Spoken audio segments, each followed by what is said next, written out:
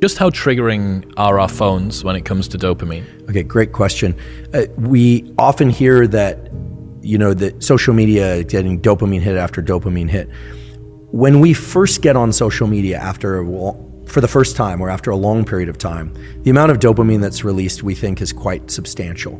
It's novel. Remember, dopamine is about novelty, surprise, and the sense that we are on some exciting track. That's what dopamine is really about.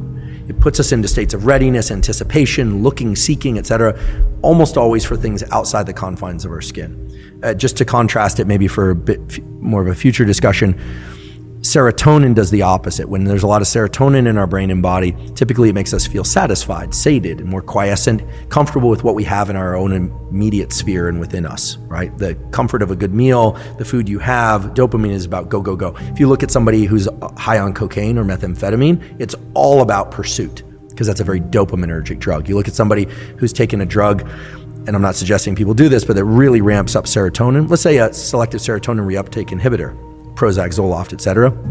The side effects of those drugs, if the dosages are too high, lack of appetite, lack of libido, kind of meh about life, then so they'll adjust the dose down. That's because those are serotonergic drugs. So in general, when we are in pursuit of things, dopamine is quite high. The thing about cell phones is when you first get on there, and you haven't, let's say you're no Wi-Fi on the flight or something, and you land, it can actually be quite stimulating. You get a lot of dopamine. Oh, there's this. Oh, there's that. But very quickly, when you're scrolling on social media, you're no longer getting the novelty, but you're continuing to do it, and you almost don't know why you're doing it. At that point, it shifts over to something that's a bit more like an obsessive-compulsive behavior, where we can define an obsessive-compulsive behavior where the obsession leads to a compulsion. So the obsession is a thought, the compulsion is a behavior, but the acting out of the compulsion merely serves to increase the obsession.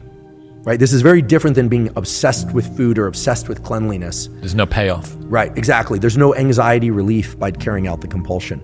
With OCD behaviors, like scrolling social media, the dopamine quickly wanes, and then you find that you're just and we've all been there, you're scrolling, you're like, why am I doing this? This isn't that interesting. This isn't that interesting. Now, the algorithms for social media are very clever, and I don't want to demonize it. I provide a lot of my life is spent on social media now, but in the algorithms that they've incorporated function on the most powerful way to keep people doing a behavior, or an animal for that matter, is intermittent random reward, or random intermittent reward, that you don't know when you're going to hit the jackpot. So you're scrolling, and then you see something. Typically, it's very high, what, in nerd speak, we'd say signal to noise.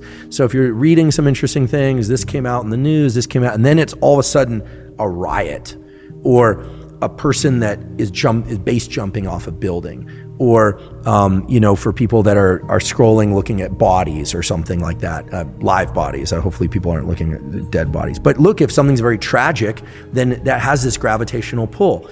And then what happens is you start getting the system working for that next dopamine hit that you don't know when it's going to come. It's just like gambling.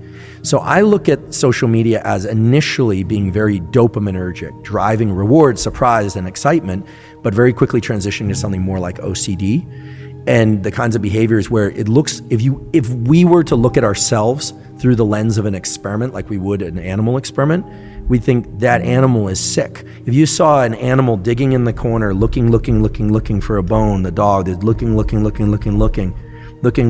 you'd think, that's really sad. That's us, right? That's us. I'm pointing at myself intentionally. That's us. So we have to learn to self-regulate the amount of time, but that doesn't have to be a process of, scruffing ourselves and saying, don't do it. Think about it in terms of the positive. The more time away from something, the more positively reinforcing it will be when you return.